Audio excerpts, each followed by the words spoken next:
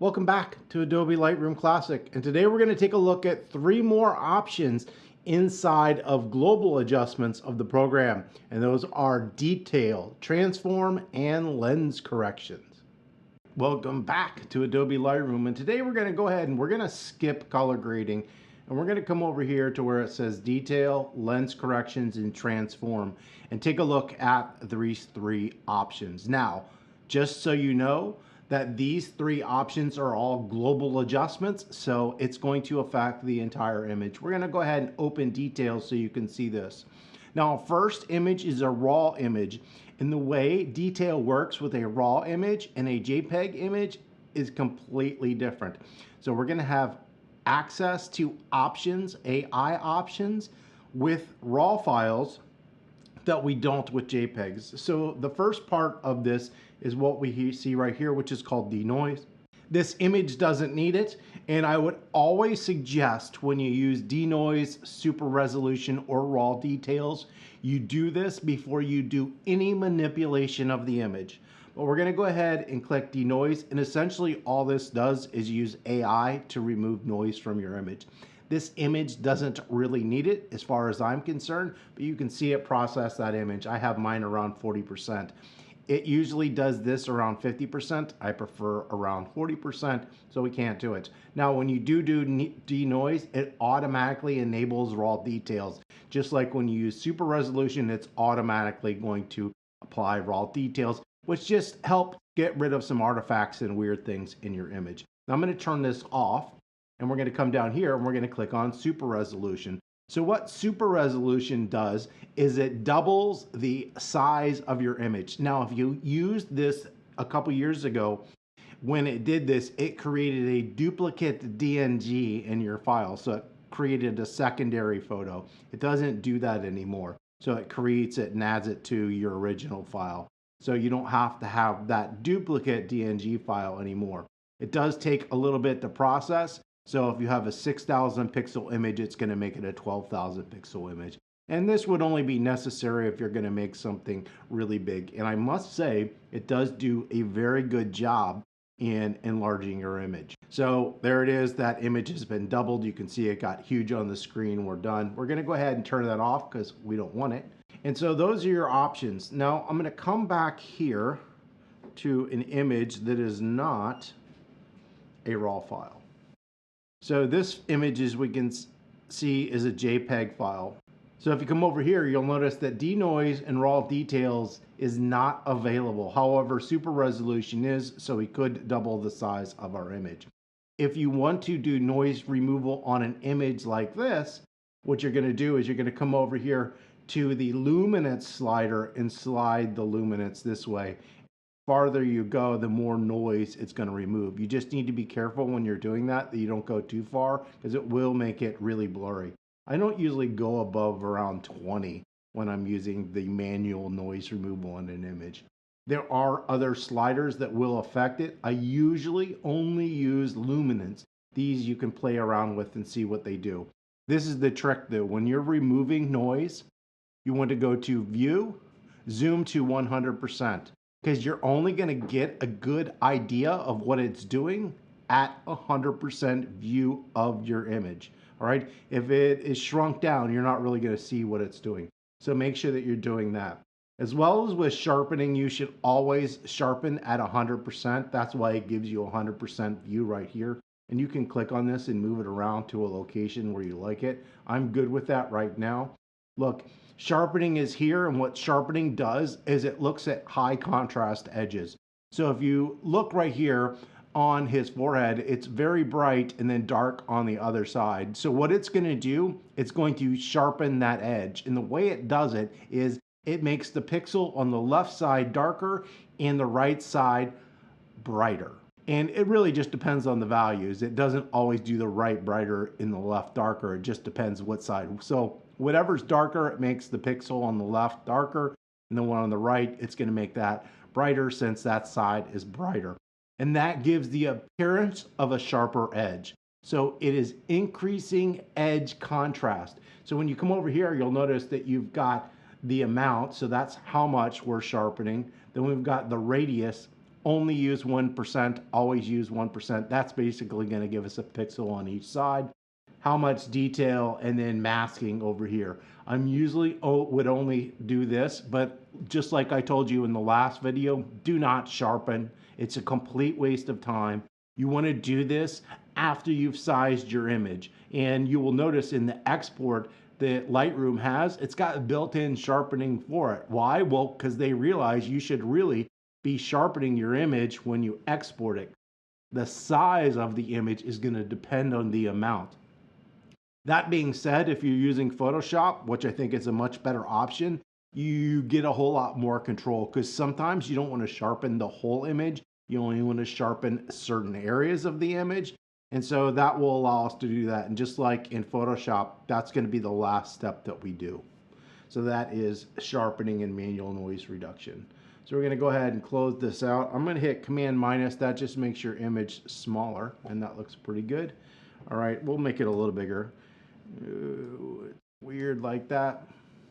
And let's come down here to lens corrections. And for lens corrections, we're going to come over here and we're going to click on this image here. So we have two different ways to do lens corrections. Actually, let's do lens corrections on my dog, because I know this is set up. Please get it with its eye open. Good enough. All right. So the way this works is it fixes for parallax or issues with lenses. Now, in this instance, I'm shooting with, I think, 100mm macro lens. So we're not going to get a major adjustment in this, but if you're shooting with a wide angle lens, and we can take a look at one of the images later, you'll notice that sometimes things are skewed or warped or don't look correct. So if you pick this, it will automatically pick the brand. So we have a Canon, an EF100, and the 2.8. All right, so it knows what to do, and it will automatically adjust for that lens. If we come down here, this isn't an image that I shot. And yeah, you can see it doesn't automatically understand that because the metadata has been deleted from that image. And we'll switch over to manual. And this will allow us to adjust some items. So we can adjust for distortion, all right? That's from usually the wide angle lens. So we can adjust for that. We can adjust for defringe, so the amount, the purple, the amount for green and yellow. And so we can slide those around and adjust for that. And the last is vignetting. And so that's the darkening around the edge, usually, that you might see in an image. So I can add some or remove some. And you'll see that a lot if you do landscape images where it's like darker on the edge on lesser expensive lenses, especially, you'll have those issues. Profile is probably the best, and most people are easily going to be able to apply the profile, because when you're using your own camera, it's usually going to be set in there. These are, I've downloaded from Signature Edits, and they must remove all the metadata and nothing is available. And so we've all seen this. We take a picture of a building and it looks giant at the bottom and it looks small at the top. And this actually is something that you would have learned back when film, especially was shooting with a view camera. So if you look at old architectural photographers, or even architectural photographers today, they still use the view camera, which is the one where you throw the cape over your head and has the big bellows. In the front and the back of the lens has swing and tilts.